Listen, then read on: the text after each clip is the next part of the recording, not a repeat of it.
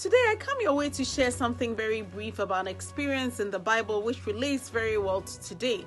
I have a colleague of mine called Dr. Jemima Kankam, and she's often talked about something that would potentially solve a lot of family conflicts. She calls it just ask, don't assume, or JADA for short. Dr. Kankam has addressed the issue of mental health in families and conflict resolutions by asking people not to assume, but just ask.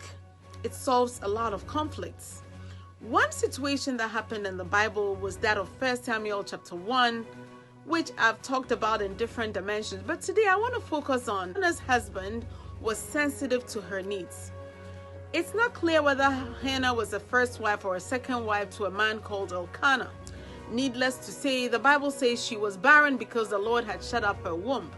And her rival would provoke her to make her fret and watch her cry uncontrollably.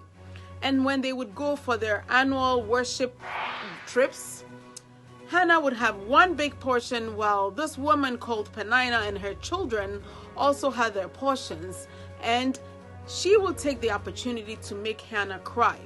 And when Hannah cried, her husband would ask her, "What is wrong with you? Why are you not eating? What grieves your heart so?" Hannah never quite gave her husband an answer, but at least the husband took time to just ask and did not assume. It showed sensitivity, it showed empathy. I've often heard men talking about themselves saying, "Oh, that woman is crazy." There are a lot of men who think women are crazy just because they're not even taking the time to find out what is wrong with a woman.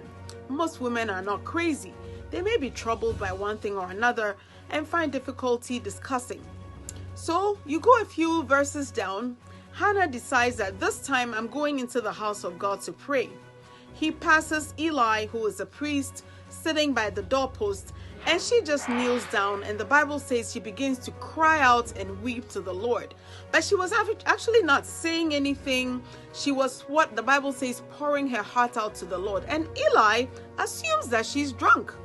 And he goes out of the way to ask her, "When are you going to put away all that wine? When will you stop drinking?"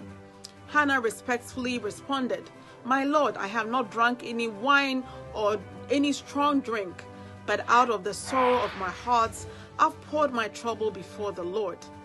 Eli did not ask any further. He just said, "Go your way and may God grant you your request."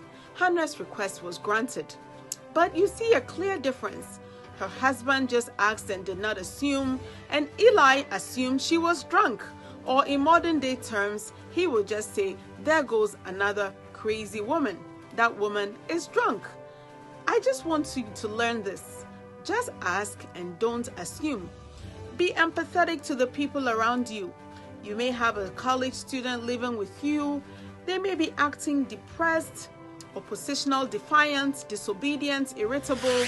You can take it on surface value, or you can also choose to ask them. Maybe that child is going through depression. You may be a school teacher. You think you have one bad kid in your class you just can't stand. They're so disobedient. Maybe their parents are going through divorce. You don't know. Children manifest mental illness in so many ways. Irritability, being withdrawn, etc. It's always better to ask than to assume. You may be married to a woman who's gotten moody. Instead of just assuming she's crazy, why don't you ask her, like Elkanah did, "What grieves you? What's making you sad? Why are you not eating?" It will solve a lot of marital and family issues. So remember, just ask, don't assume. Dr. Jemima Kankam is on WhatsApp, she's on Facebook, she's on LinkedIn, and she's an empathetic ear during these difficult times. You can reach out to her directly. She would quickly respond. Remember, be sensitive to the people around you. Mental illness is not written on anybody's face. In fact, I've known people who smile and laugh, who commit suicide the next day or so, because you don't know until you ask somebody. You are never going to know what they're feeling. Somebody's thoughts are only within their hearts. Remember, ask people and check how they're doing, and don't assume based on their smiles or how they're dressed or whatever. Have a blessed day. This has been Dr. Bertha Sewa Ayi. Thank you.